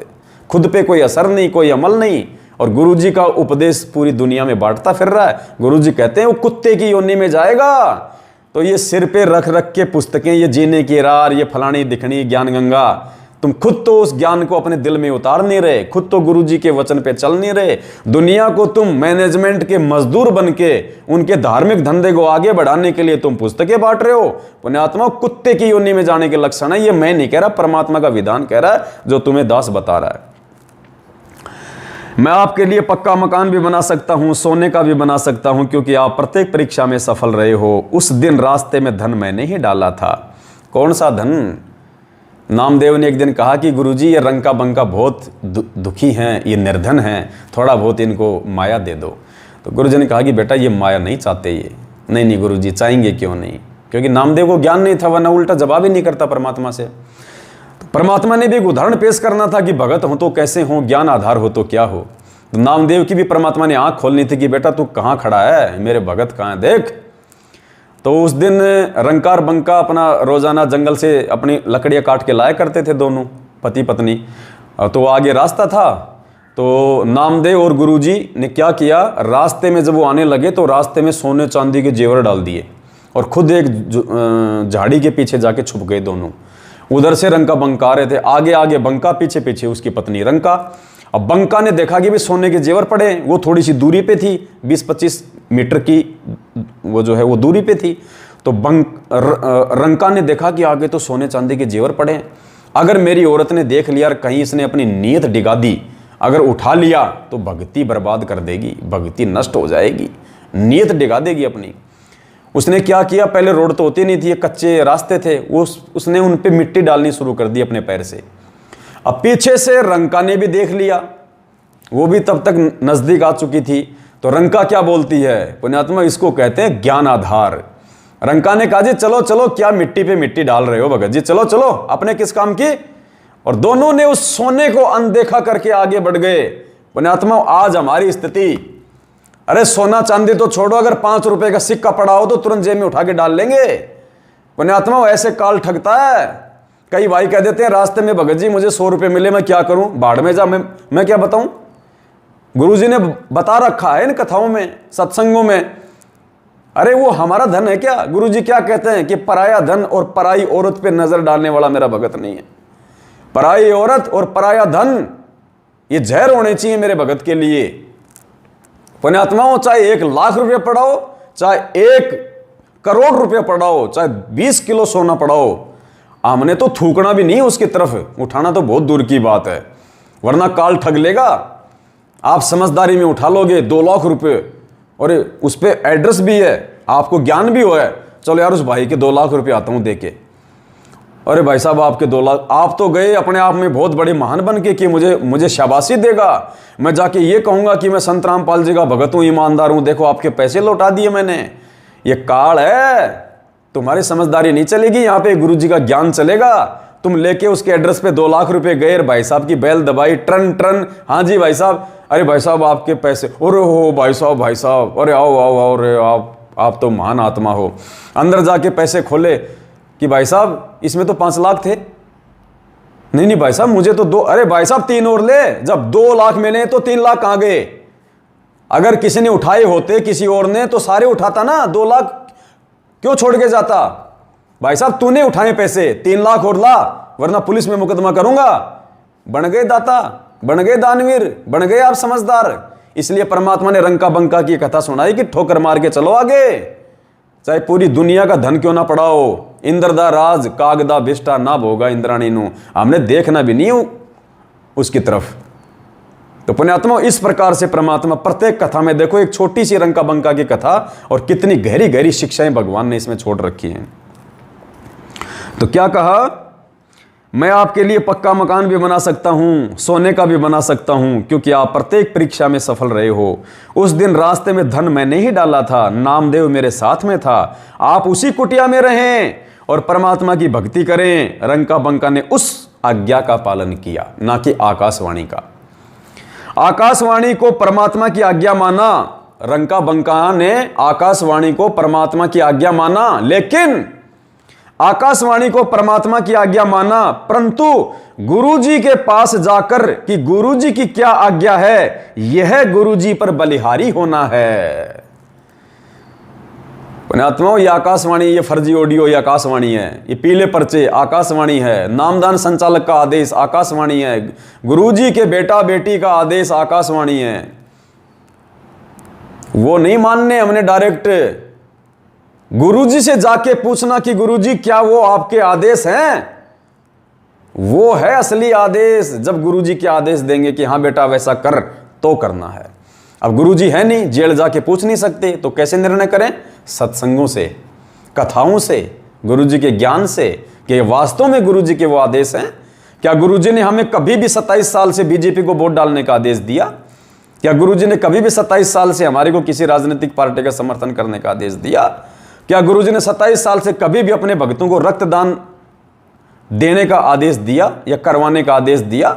क्या गुरुजी ने कभी भी 27 साल से दुनिया भर के लोग आरक्षण के लिए अपनी लड़ाइयां लड़ रहे थे, क्या गुरुजी ने कभी भी कहा कि बेटा जाटों के आरक्षण में जाके बैठो, उनको आरक्षण दिलाओ? क्या गुरुजी ने कभी भी किसी गैंगस्टर की सीबीआई जांच के समर्थन में अपने भक्तों को बैठाया?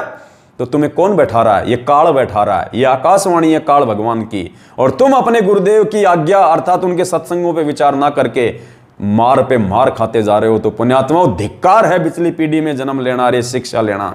हमसे अच्छे तो रंका बंका थे, जो साल भर में एक बार कभी सत्संग सुना करते थे, जिन्होंने ज्ञान को आधार बनाया। हम तो इन आत्माओं से भी नीचे गिरे हुए हैं। कैसे सतलोक जाएंगे, कैसे मोक्ष होगा? ये कथाएं गुरुजी हमारे टाइम पास के लिए नहीं सुना रहे। ये पुस्तकों, ये इतनी मोटी मोटी पुस्तक गुरुजी ने टाइम पास के लिए नहीं लिखी। हम जैसे नीचों को ज्ञान आधार से मजबूत करने के लिए, दृढ़ करने के लिए, ताकि इस काल भगवान के षड्यंत्र को समझें, इसकी चाल को समझें। और धरती पे काल भगवान का सबसे बड़ा दुश्मन, काल भगवान का सबसे बड़ा एजेंट ये सतलोक आश्रम मैनेजमेंट हरियाणा है। आपका कोऑर्डिनेटर है, आपका नामदान संचालक है, गुरुदेव के कलयुगी बेटा बेटी है, उनका परिवार है, उनके भाई बंधु हैं। इन सब के षड्यंत्र में तुम फंस गए, सिर्फ और सिर्फ सात संगतियों से ना जुड़ने के चलते। इस पवन दास को गुरुद्रोही मान के इसके वीडियो ना देखने के चलते ये सजा तुम भोग रहे हो और आगे भोगोगे तुम। आकाशवाणी को परमात्मा की आज्ञा माना, परंतु गुरुजी के पास जाकर कि गुरुजी की क्या आज्ञा है, यह गुरुजी पर बलिहारी होना है। गोविंद की आज्ञा स्वीकार्य नहीं हुई। वो आकाशवाणी वो किसकी थी? गोविंद की, ना कि गोविंद गुरु की। गुरु भगवान की नहीं थी, वो भगवान की आकाशवाणी थी। उन्होंने उस आकाशवाणी को स्वीकार नहीं किया। गोविंद की आज्ञा स्वीकार्य नहीं हुई। गुरु की आज्ञा का पालन करके यहां भी परीक्षा में खरे उतरे। गुरुजी के पास जाके पूछा फिर कि गुरुजी क्या वो आकाशवाणी आपकी थी? क्या आपने ऐसा आदेश दिया है? फिर गुरुजी ने कहा कि हाँ बेटा, मेरी आकाशवाणी थी, मैंने आदेश दिया। तब उन्होंने उस आज्ञा का पालन किया। और तुम क्या कर रहे हो आज? उस गांव के व्यक्तियों ने भगत रंका की कुटियां जलती तथा जलकर राख हुई देखी थी। जब वो सत्संग में गए हुए थे, पीछे से आग लग गई थी, तो पूरे गांव ने उनकी झोपड़ी को जलते हुए देखा था और राख होते हुए देखा था। सुबह नई और उससे भी बड़ी झोपड़ी बनी हुई देखकर पूरा गांव देखने आया। उस चमत्कार को देखने फिर पूरा गांव आया, क्योंकि रातों रातों को कौन झोपड़ी बना देगा?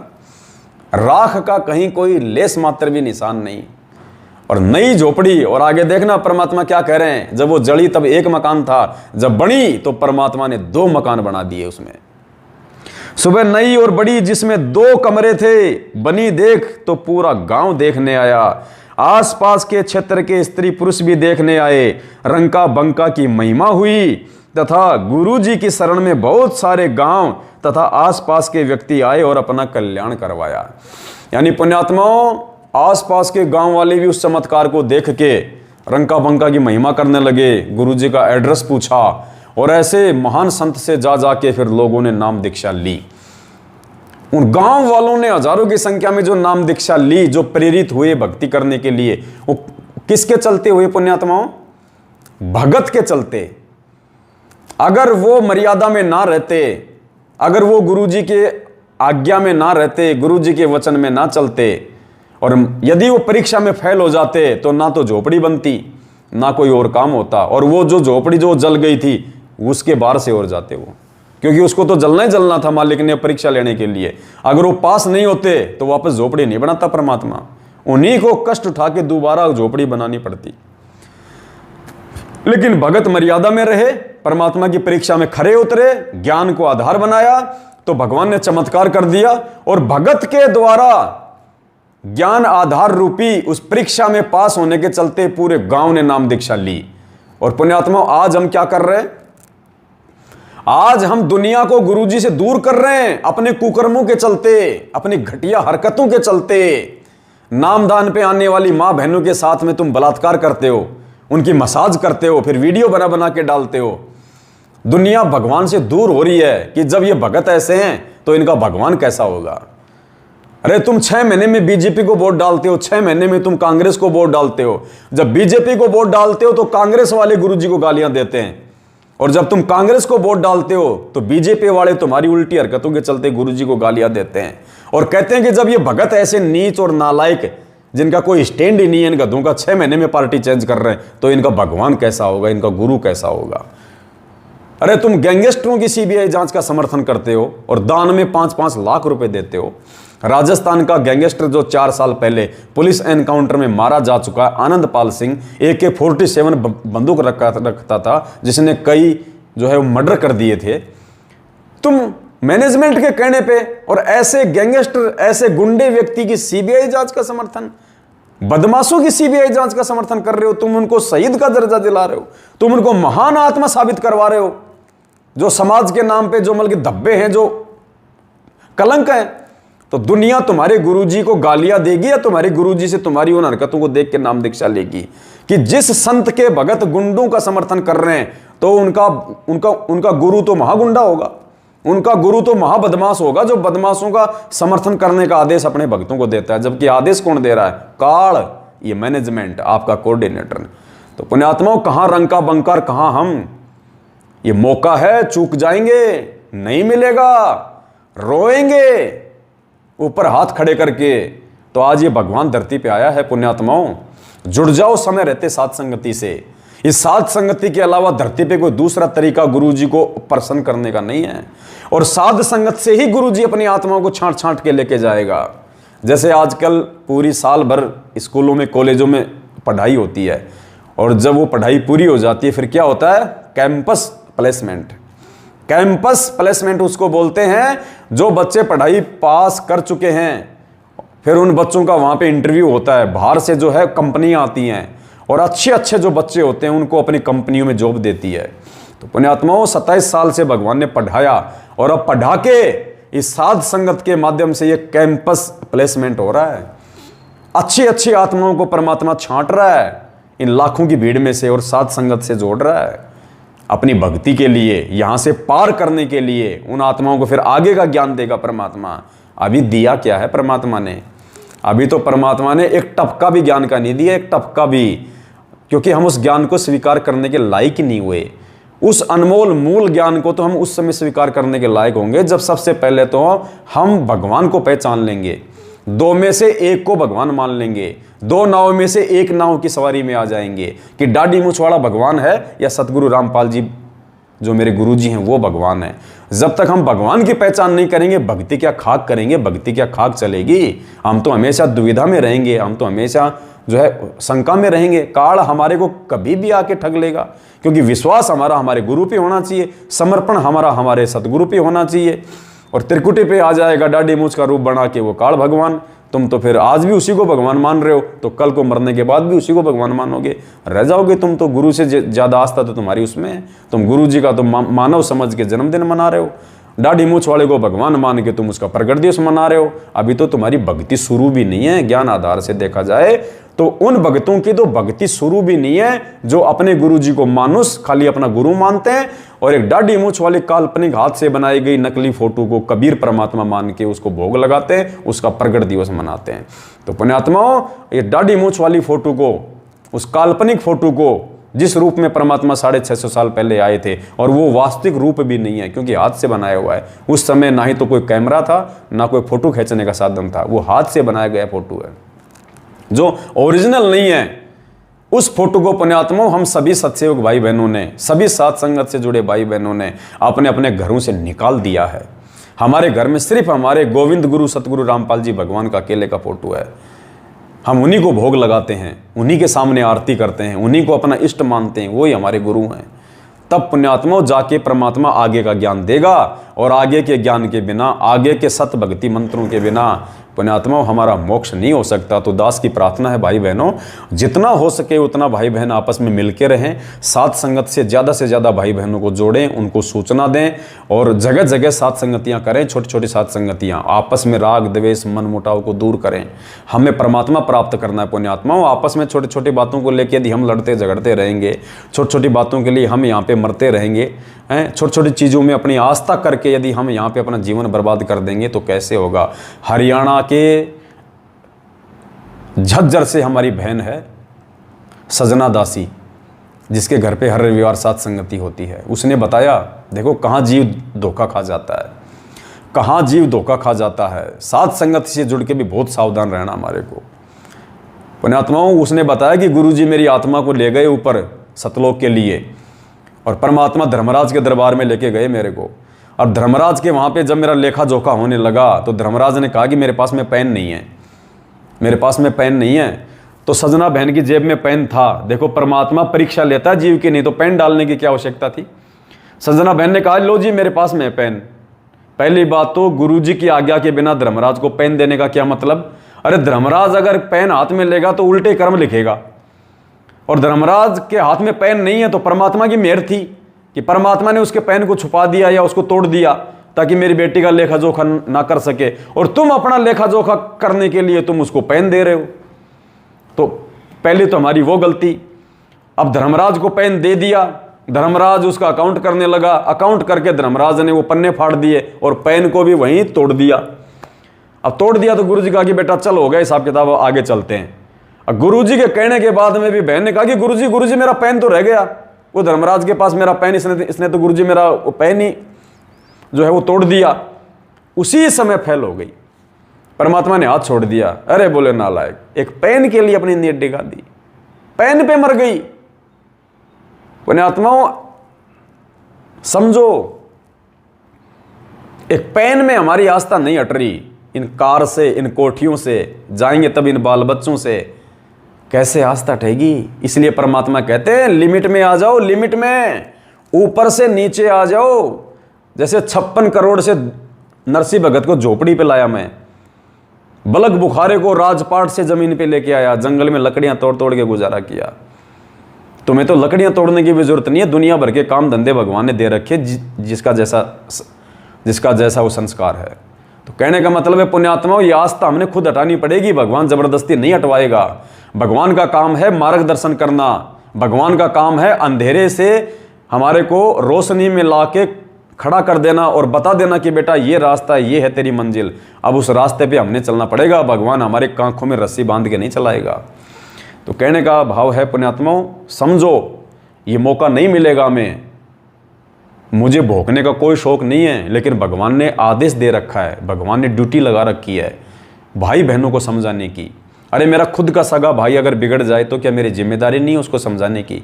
100 बार समझाऊंगा, कोशिश करूंगा अंतिम समय तक कि ये कुसंगति को त्याग के अच्छी संगति में आ जाए, अपना जीवन बर्बाद करने से बचे।